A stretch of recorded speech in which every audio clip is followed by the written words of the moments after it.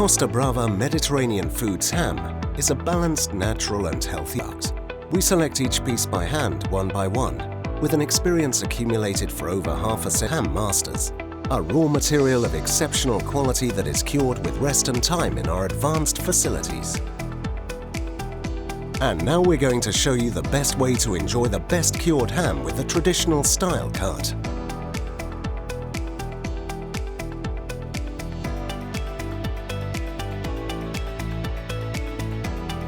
The basic tools are the ham holder, to be able to position the piece securely with stability and work safely.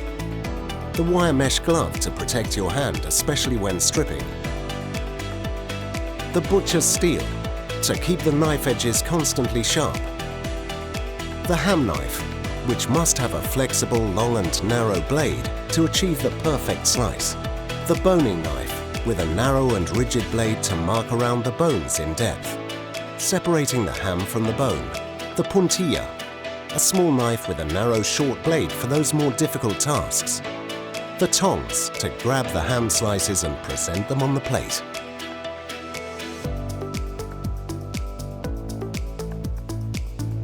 We place the ham on the ham holder with the hoof facing upwards, and we fasten it tightly with the screw to the bottom. The matha is the upper part of the ham, where the juiciest and tender areas with streaky fat are found.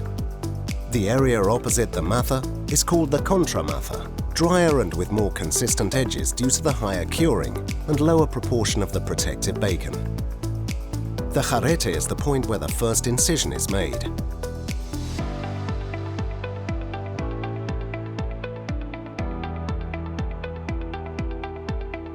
We will make the first cut in the upper part, in the canya, shin area.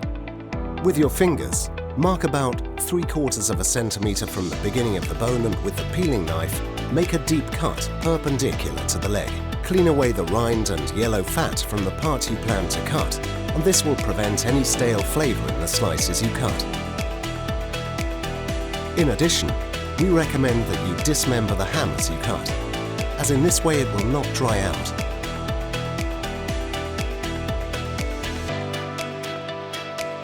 There is only one correct direction, and it is the one marked by the axis of the ham. With this as your reference, start cutting from the highest part of the piece, and as you progress you will get closer to the bone.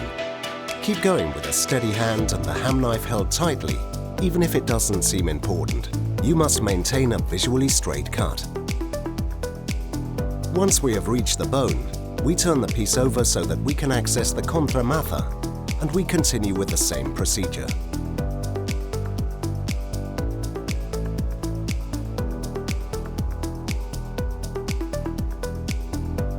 It is important that the slice be neither too big nor too small. Ideally, it should be, as we in the trade say, a bite-sized slice. That is one that fits perfectly into our mouths. They're usually 2 to 3 centimeters wide. Once in our mouth, the slice encounters our own body heat. It will fall apart and the explosion of flavors and aromas will begin.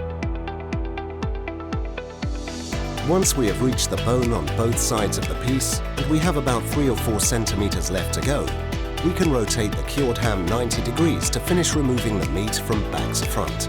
In this way, we will be able to make the most of our piece. When we have finished carving, we set aside the 3 bones. These are perfect for a broth with extra flavor. For a professional presentation, use tongs to plate it in the desired way. The traditional approach is to present flower-shaped slices around a plate from the outside in, with care, to enjoy the best flavor of Mediterranean cuisine and culture.